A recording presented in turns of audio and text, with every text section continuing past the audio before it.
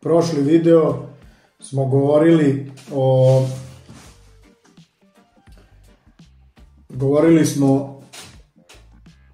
o primarnim, sekundarnim i tercijarnim bojama. Pogledajte video, a danas možemo govorimo o kolu boja. Znači ono je stvoreno logički sa razmišljanjem da olakša, znači svakome ko radi s bojama, da li su to dizajneri, arhitekte, moleri, animatori, ljudi koji rade na kompjuterima, najviše montažeri, koji prave animacije i tako dalje, mislim, primjena je neverovatna, da mogu da izaberu lakše boje. Znači,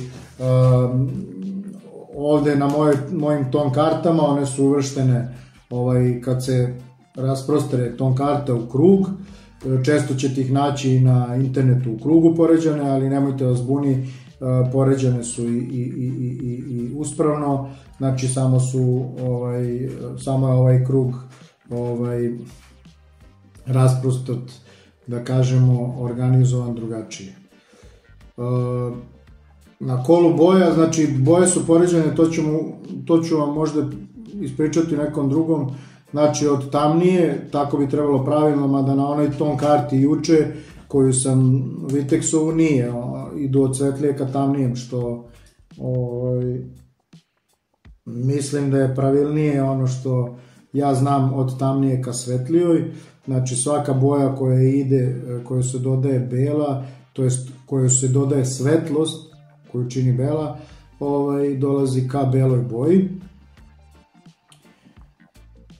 U tom krugu boja postoji, po meni stvarno savršeno, odlično raspoređeno, i to su one primarne boje što smo rekli, znači žuta, plava, crvena, sekundarna zelena, ljubičasta, narandžasta i tako dalje, i one su poređene u određenom rasporedu. Recimo primarne boje, to jest komplementarne boje, ova karta nije dobro raspoređena, trebalo bi, mislim, malo drugačije da je raspoređena, ali je tako debela, je tank i tako dalje, tako da mislim da nije ni to loše. Znači plava bi trebala da bude negde ovde, znači naspram narandžaste,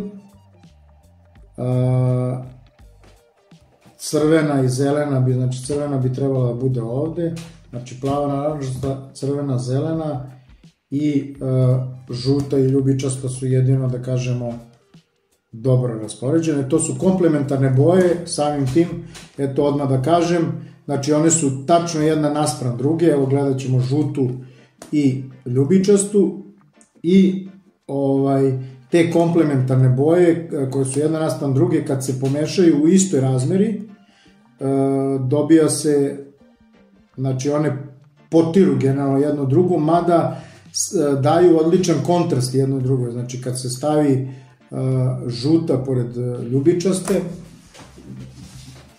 evo sad ću da vam pokažem to na drugoj ton karti.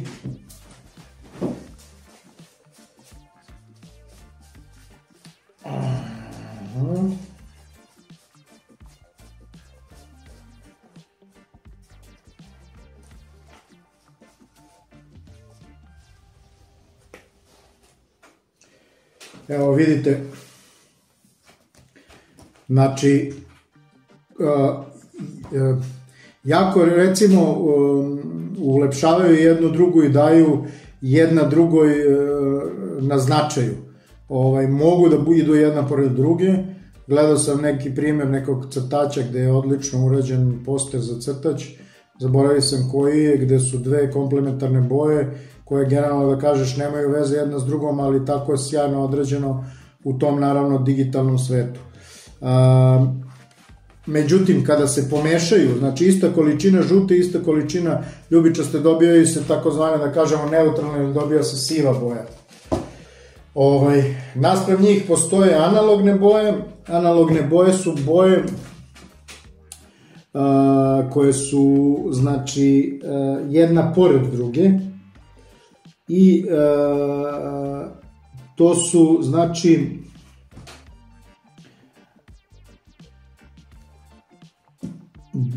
one sačinjavaju, znači analogne boje nisu dve naspramne boje, nego su tri boje. Zašto? Znači, to su plava pored zelene se nalazi, evo je plava pored zelene, i njihova analogija je ono što je između njih, znači plava, da kažemo plavo-zelena, ova neka, i zelena. To su analogne boje. Da ne spominje žuta, naranđasta, žuto-naranđasta i tako dalje. Žuta ljubičasta, žuto-ljubičasta. Ima ih ovde, da ih ne otkrivam sada i ne pokazujem. To i postoje trijadne boje, to su boje, to ima nacrtano na krugu ovome, imate šeme na internetu, ali šta su trijadne boje, znači to je naranđasta, žuta, plava, jel tako beše?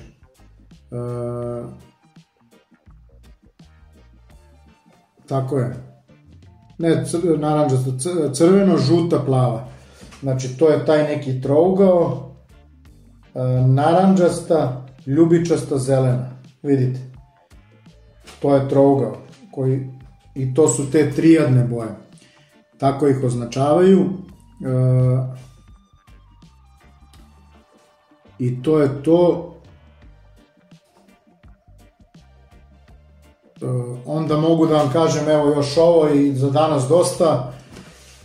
Isto jedna od stvari koje verovatno znate svi, to su tople i hladne boje. Znači tople boje, one koje daju sreću, radost, sunce, žarkost, da kažemo malo i agresivnost i tako dalje. To su, znači, crvena,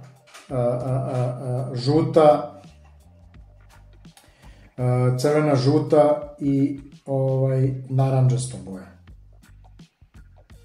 Crvena, žuta, naranđasta, hladne, znači plava, zelena, ljubičasta.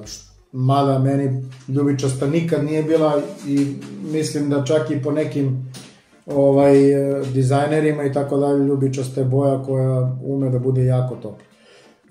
Njihove primjene su, znači, shodno onome što i kažu, tople, da daju neki osjećaj topline, da ušuškaju prostor i tako dalje, hladne da ga otvore, da daju prostranost, moć i tako dalje. Poslednjih 8 godina, recimo 7-8 godina, hladne boje su imale jako veliki primat u moleraju. Sad se polako vraćaju tople boje, takođe je moguće i kombinacija tih boja, ali to nekom drugom prilikom, o tom potom. Eto, za danas toliko, mislim da od mene sasvim dosta. Svako dobro.